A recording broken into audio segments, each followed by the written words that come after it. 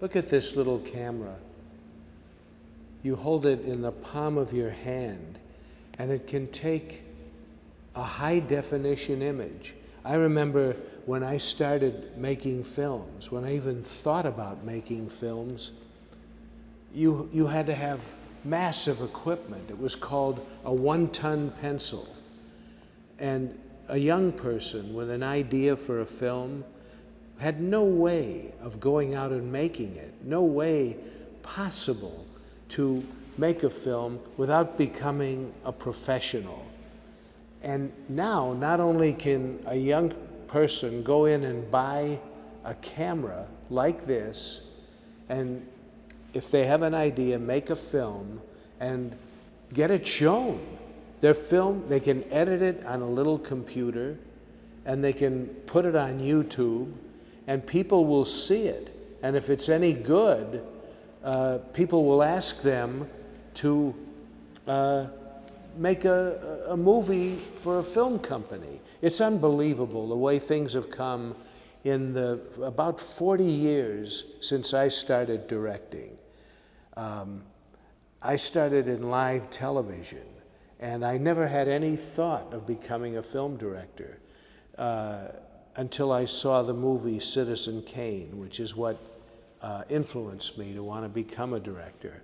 And but before that, I would have been very happy to just do live television. It was such an exciting medium, but completely different from the idea of what it took to make a film. So I had a long apprenticeship in television before I could ever make a film. Killer Joe, which is the first time I've shot with video, is the best looking film I've ever made. Just in terms of how it looks. The images are so sharp. The colors, you could do whatever you want with. You can desaturate them. I decided to saturate the colors, you know, so that there's a lot of color in the image, and it's all there. And it amazes me what is possible in filmmaking today. Better than ever. Better than the equipment that the great masters used. I can only imagine what the master filmmakers, you know, people from Italy like Antonioni or Fellini or Visconti or Dino Risi, or the great French directors who influenced me so much, Alain Resnais and Costa Gavras and Godard, of course, and Truffaut. What they would have done with a piece of equipment like this is unbelievable, because the French New Wave, especially Godard, changed cinema forever. When we in America first saw A Bout de Souffle, which is called Breathless in the United States, we were flabbergasted. We changed our style because we saw from the early French films of the 60s and the late 50s that anything was possible. Anything you imagined could be cinema. And it didn't need to conform to all the rules of cinema. And so I began, before I even knew what the rules were, I began by breaking them. Breaking the rules. And so now there are no rules. Everything works.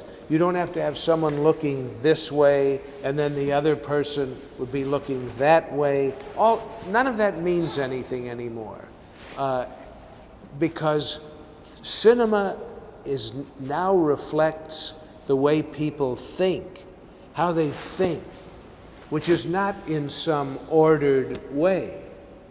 People don't think in an orderly fashion. We have so much imagery around us that almost anything cuts, anything goes together, as long as the people are interested in the story and the characters. And so this, I think, is the most exciting time to be making cinema. I don't do a lot now, because the older you get and the more you know, the less demand you're in, because it is very much a young person's game.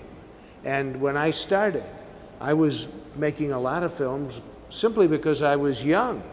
I was younger than the masters, and they couldn't get work. Yet they knew much more than I did. The kind of films that I used to love to make, which were largely character and story driven, are less in demand today.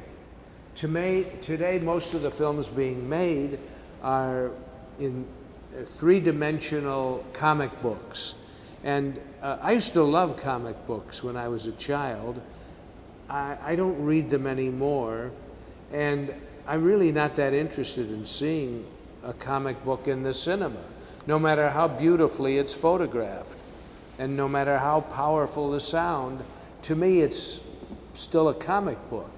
A lot of my films, when they first come out, they're so different and so against the grain that the original audience doesn't often get it. But I'm finding that newer and newer generations are watching these films, and I get a lot of emails from people, a lot of interest from them about how we did things then. What I try to tell them is they do things just as well today or even better, not just because of the equipment, but because the young filmmakers of today have had the advantage of seeing everything that's been done. And once you've seen that, because it's all accessible, all the films of the past were not accessible to me coming up as a young filmmaker. But today they are, and if you see all of the history of cinema, it's going to provoke you and inspire you to do cinema yourself.